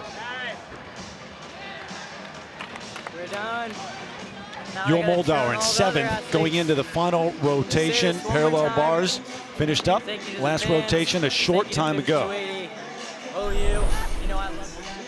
Kind of hate to interrupt him. I know. He's got a lot of people to thank. Nice start. So he came off the event on this Makut skill. Oh, actually, I jumped the gun there. He's changed his routine around a bunch of times. Really nice work. And here's that skill. He came off the bar day one. Pretty darn close to perfect today.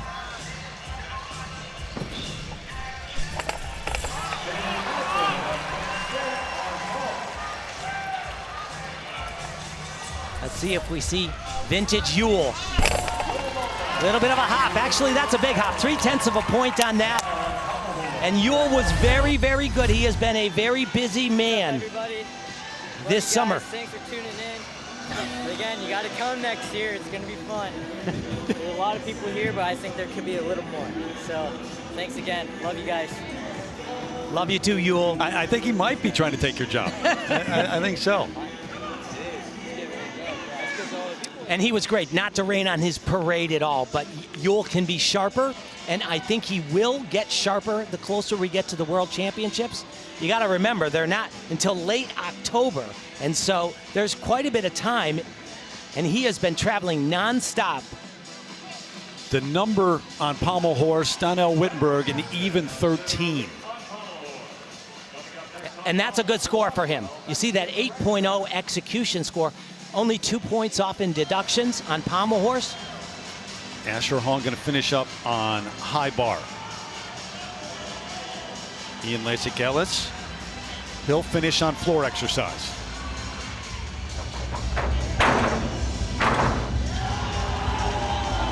Place going into this final rotation. And I'll tell you what, he's the kind of guy that if you underestimate him, he'll finish ahead of you in the all-around because he has no weak events and he just keeps chipping away and he's extremely consistent. He's another Massachusetts boy that I had the honor to watch him growing up in the sport as well. 19-year-old from Dover, Mass.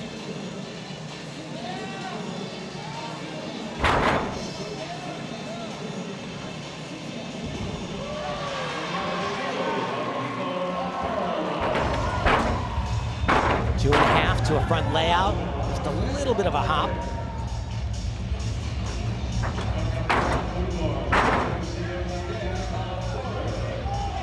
Almost a compulsory pass. A lot of guys use that to catch their breath a little bit. Set up for the end, triple full. A little bit of a hop, slight chest down on the landing, but what a great event for this young man. Part of that national championship, NCAA at Stanford. Powerhouse team, they've won 3 in a row. He was such a little boy when he was growing up for so long, and then he just had a growth spurt, which was very dramatic.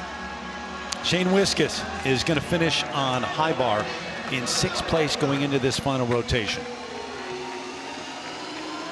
And I'll tell you, he has a very challenging element. I'm really wondering if he's going to do it here. He has struggled on it in the past. Comes up very early. A Casina. If he does it, he'll be stretched in the air. Nope, he takes it out. And that is a very smart decision because the one I saw in warm-ups, no way he was going to grab the ball.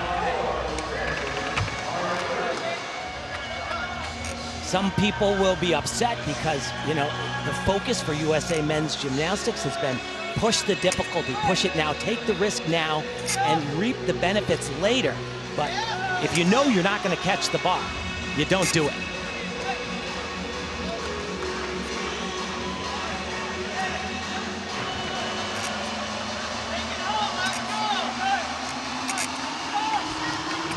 Very nice routine from Shane.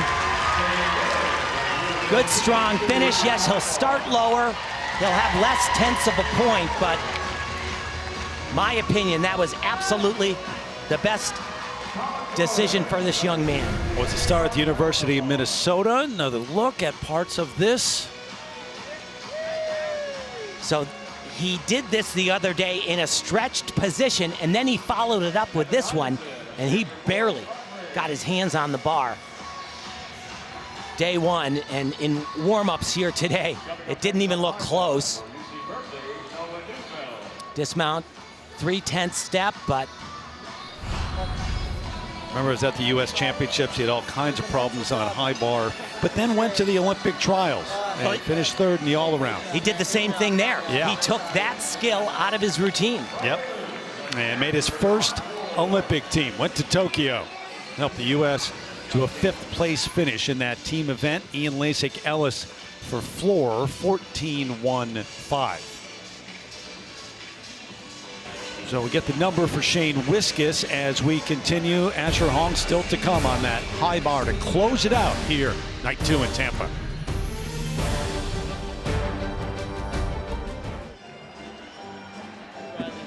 Shane Wiskus, who was in 6th place going into this final rotation. That's the number on high bar, 13.557 with that bonus added in. I know, literally the downgraded pass for my bigger team. Just going over it, right? Talking about missed this and the downgrade and this and that. So Asher Hong, he'll be last to go on high bar. What a U.S. championship he has had. In 2nd place right now. There you go. You just saw him catch that Kovacs. He actually fell on the one right before it. And he's like the Energizer Bunny. It's like I never did major releases in the one-touch warm-up. It's very rare for people to do it, but look at this night one. He just can't get both hands around the bar, and it's possible that he'll do the same thing that we've seen other gymnasts do. He might not do that one and just lower his start value. Kind of has a little bit of a technical error. As he's reaching for the bar, he kind of sits his shoulders up. And what that does is it takes a lot of the variance of where you are relative to the bar. It makes it a much smaller window to be able to capitalize and grab onto that bar. And it's possible that he could beat Brody Malone on night two. I'm not sure overall, but Brody Malone in first place. Asher Hong, his first trip to this event, right there on the verge. Wow. Tim, what do you do? What do you do right here? A trip, an automatic bid to a World Championships. You're 18 years old, your first senior U.S. Championships. Your statement day, you take it out? You play or it you safe just keep or not? going big? For him, I think he's going to do it, and I think it's good for him. But we'll see. You never know. There he goes.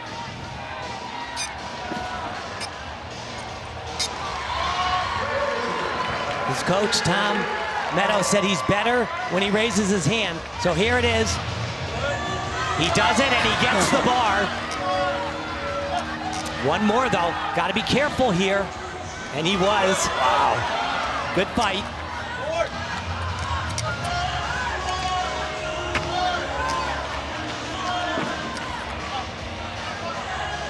This is a little tricky for him at times. Oh, boy. Had to make a modification to his routine on that. And he is surviving, but this is kind of got a lot of errors, and that one right there is a full point. Wow. 1 point off for that landing. So an 11.411 for the automatic to move into second. I'm gonna put you on the spot, Tim. You put your judge's hat on right now. This is gonna be close. If it's 11, what did you say, John? 11.412 for second. Yeah, I think he's gonna get it. I think he's gonna get it. It's gonna be very close, though. It kind of got a little crazy right here. He was so close, being a little bit overly conservative, has to bend his elbows to get over the bar. Wow. That's a good look at the hands. Catches it like at the bottom of the swing. And this is an area where he changed his routine. These are German giants, and he's supposed to go all the way over the top on this. He does not do it, so he loses a little bit of difficulty score. My shoulders hurt just looking at it. But this, so uncharacteristic. Watch his coach. Oh, boy. Feel your pain, Tom and Igor. He had a chance to beat the champ on this night. He could have beaten Brody Malone, not overall for the full competition, but not going to happen. But that number right there, you know they're going to be waiting. Yeah, And I agree with you, Tim. I think he's going to get it, but it's going to be a lot closer than he wanted. 12-9 and change is what he needed to beat Brody on night two. But Brody Malone's going to wrap up his second U.S. all-around title. But 11.412 is what Asher Hong needs to get to second place. And with it comes that world championship. It does, because he's going to be in the top two or top three on at least two events, maybe even three. Scored a 12.3 in night one and came completely off the bar. Night one was a little bit cleaner than night two throughout the exercise. Strong finish. Both falls are 1 point off. So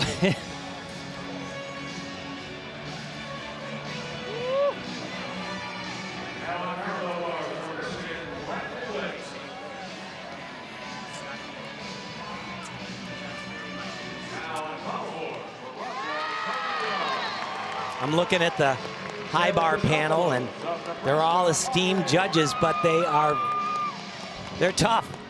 I know many of them, and they are.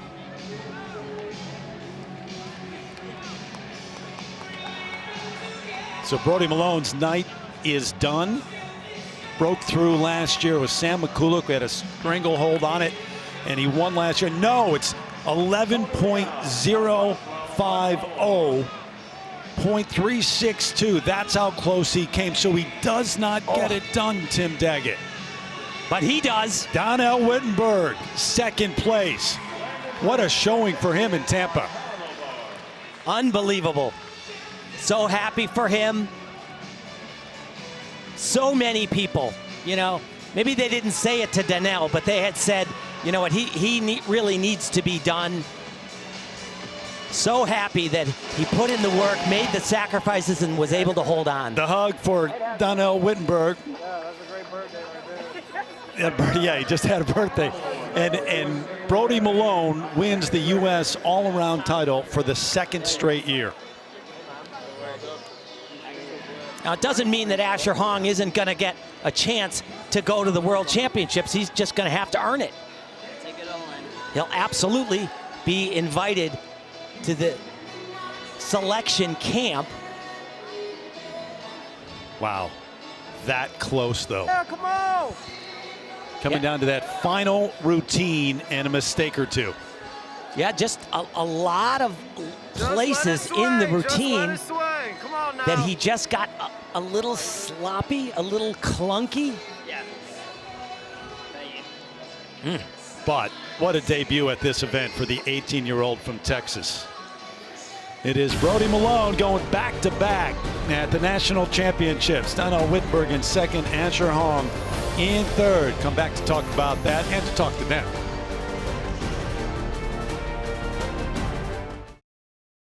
The 2022 OOFOS U.S. Gymnastics Championships are brought to you by American Cruise Lines. Small ship cruising done perfectly. By OOFOS Recovery Footwear. Feel the U. And by Prevagen. Prevagen is the #1 pharmacist recommended memory support brand. What a night in Tampa.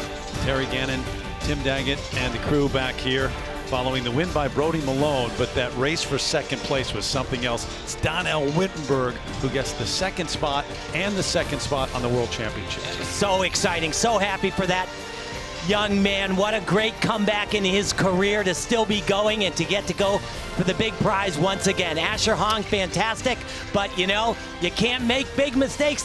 At that, you open the door, and Donnell stepped right through. And Zora is with the top two right now. I've got Brody Malone with me and Donnell Wittenberg. Brody, we'll start with you. Another U.S. championship on your resume. What did it take to get it done this weekend? You know, there's a lot of hard work, a lot of numbers in the gym leading up to this. You know, it wasn't all perfect, but I mean, I was happy with my performance. Minus had a little bit of a hiccup on high bar, but you know, that's gymnastics. That's how it goes. But overall, I'm pretty happy with how it went. Both of you are going to Worlds. Donnell, given your journey and your longevity in this sport, what does it mean to be able to represent your country again? I mean, it just means a lot because like I've had my highs and I've definitely had my lows, and at this point, it just feels so great to, you know, be back. I feel like at my peak. I can't even say that. I feel like I can do more. You know, like I feel like it's just I'm still just climbing back into it, but you know, I just wanted to come here and just try to have a very consistent competition because that's been my downfall in the past. Just I haven't been consistent. So as long as I can keep doing that, like we can see much more better things in the future. Congrats to you both. We'll see you in Worlds. Terry, back to you. Zora, thanks. Yeah, congratulations indeed to both of them. And take a look at the individual apparatus. U.S. champions Brody Malone on floor, Nedorosik on pommel horse, Donnell on rings, Asher Hong, Curran Phillips on parallel bars, and Brody Malone on high bar as well. Yeah, what a great competition. So many amazing moments.